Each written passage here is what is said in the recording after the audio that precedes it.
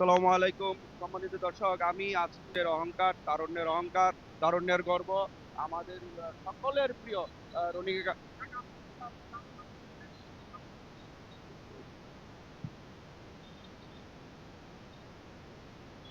আপনারা জানেন আন্তর্জাতিক অপরাধ ট্রাইব্যুনালে আজকে শেখ হাসিনার বিচার হচ্ছে। আজকে ফাঁসির রায় হবে।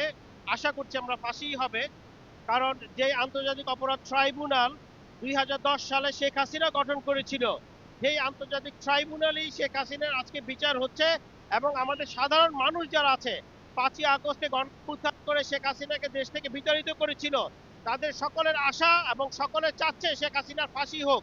কারণ যেই ৫টা অপরাধে তার শাস্তি হচ্ছে, ৫টাই খুব জঘন্যতম হত্যাকাণ্ড।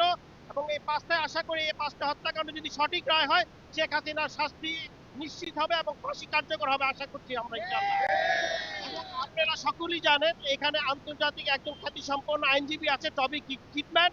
উনিও বলেছে যে ২০১০ সালে শেখ হাসিনা যে আন্তর্জাতিক ট্রাইব্যুনাল গঠন করেছিল, সেখানে বিচারের সম্মুখীন করা হয়েছিল যে যুদ্ধাপরাধীকে, সেখানে প্রশ্নের অনেক সম্মুখীন আছে, সেখানে এটা নিয়ে বিতর্কিত হয়েছিল। এবং সেই বিচার কার্যকরটাকে তারা বিতর্কিত করার জন্য অনেকভাবে চেষ্টা করেছে। এই আওয়ামী লীগের যারা দোষেরা বলছে এটা ক্যাঙ্গারু কোর্ট, আমি তাদেরকে বলতে চাই ২০১০ সালেই আপনাদের দ্বারা এই আন্তর্জাতিক অপরাধ ট্রাইব্যুনাল সংগঠিত হয়েছিল। সেই আন্তর্জাতিক অপরাধ ট্রাইব্যুনালেই শেখ হাসিনা আজকে বিচার কার্যক্রম হচ্ছে।